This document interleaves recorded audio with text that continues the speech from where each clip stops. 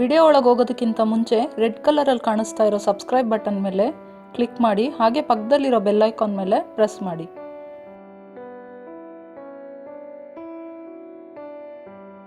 ಎಲ್ಲರಿಗೂ ನಮಸ್ಕಾರ. ಕರ್ನಾಟಕ ರುಚಿಗೆ ಸ್ವಾಗತ.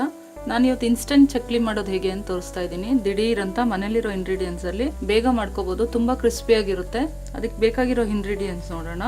1 ಕಪ್ನಷ್ಟು ಅಕ್ಕಿ ಹಿಟ್ಟು ತಗೊಂಡಿದ್ದೀನಿ, ಅರ್ಧ ಕಪ್ನಷ್ಟು ಹುರ್ಗಡ್ಲೆ ತಗೊಂಡಿದ್ದೀನಿ, 2 ಸ್ಪೂನ್ನಷ್ಟು ಎಳ್ಳು ತಗೊಂಡಿದ್ದೀನಿ, ಕರಿ ಎಳ್ಳು ಬಿಳಿ ಎಳ್ಳು 2 ಮಿಕ್ಸ್ ಮಾಡ್ಕೊಂಡಿದ್ದೀನಿ, ಇಂಗು 1/4 ಸ್ಪೂನ್ನಷ್ಟು ತಗೊಂಡಿದ್ದೀನಿ, ಅರಿಶಿನ 1/4 ಸ್ಪೂನ್ನಷ್ಟು, ರೆಡ್ ಚಿಲ್ಲಿ ಪೌಡರು 1.5 ಸ್ಪೂನ್ನಷ್ಟು ತಗೊಂಡಿದ್ದೀನಿ. ನಾನು ಸ್ವಲ್ಪ ಜಾಸ್ತಿ ತಗೊಂಡಿದ್ದೀನಿ, ನಿಮಗೆ ಬೇಕಿದ್ರೆ ಕಮ್ಮಿ ಮಾಡ್ಕೊಳ್ಳಿ.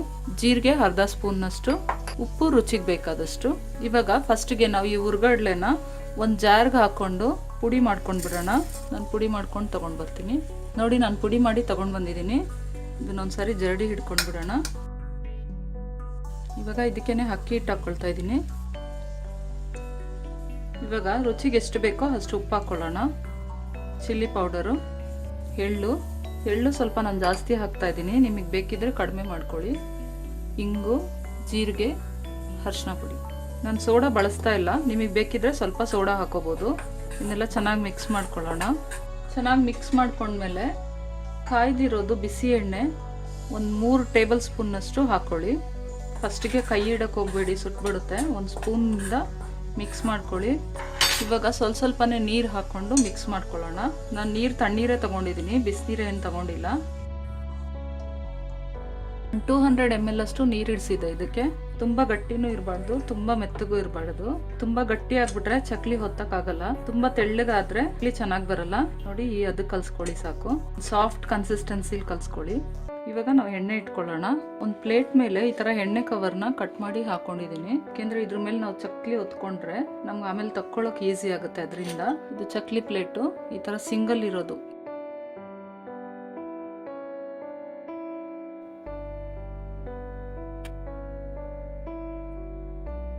ಇದೇ ತರ ಚಕ್ಲಿ ಪೂರ್ತಿ ಹೊತ್ಕೊಳ್ತೀನಿ.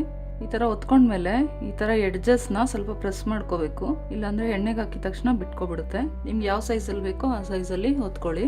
ನೋಡಿ, ಒಂದು ಬಾಣಲಿಲಿ ಎಣ್ಣೆ ಇಟ್ಕೊಂಡಿದ್ದೀನಿ, 1 ಪೀಸ್ ಹಾಕೊಂಡಿದ್ದೀನಿ. ಎಣ್ಣೆ ಕಾಯ್ದಿದೆ. ಇವಾಗ ನಾವು ಒಂದೊಂದೇ ಚಕ್ಲಿಗಳನ್ನ ನೋಡಿ, ಈ ಕಲರ್ ಆದ್ಮೇಲೆ ನಾವು ತೆಗೆದಿಟ್ಕೊಳ್ಳೋಣ. ನಾನು ಇದೇ ತರ ಎಲ್ಲ ಚಕ್ಲಿನೂ ಮಾಡ್ಕೊಳ್ತೀನಿ. ಇನ್ಸ್ಟೆಂಟ್ ಚಕ್ಲಿ ರೆಡಿ ಆಯ್ತು. ನೋಡಿ, ಒಂದು 10 ನಿಮಿಷದೊಳಗೆ ಮಾಡ್ಕೋಬಹುದು ಚಕ್ಲಿ. ತುಂಬಾ ಕ್ರಿಸ್ಪಿಯಾಗಿರುತ್ತೆ ಚಕ್ಲಿ ಇದು. ನೀವು ಬೇಕಿದ್ರೆ ನೋಡ್ಬೋದು. ನೋಡಿ ಎಷ್ಟು ಕ್ರಿಸ್ಪಿಯಾಗಿ ಬಂದಿದೆ ಅಂತ. ನೀವು ಇದನ್ನ ಮಾಡಿ ಒಂದು ಹೇರ್ ಟೈಟ್ ಕಂಟೈನರಲ್ಲಿ ಸ್ಟೋರ್ ಮಾಡಿ ಇಟ್ಕೊಂಡ್ರೆ ಬೇಕಾದಾಗ ಯೂಸ್ ಮಾಡ್ಕೋಬಹುದು. ಚೆನ್ನಾಗಿರುತ್ತೆ ಇದು.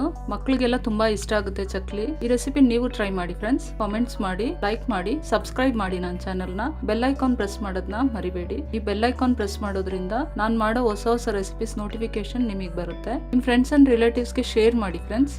Thank you.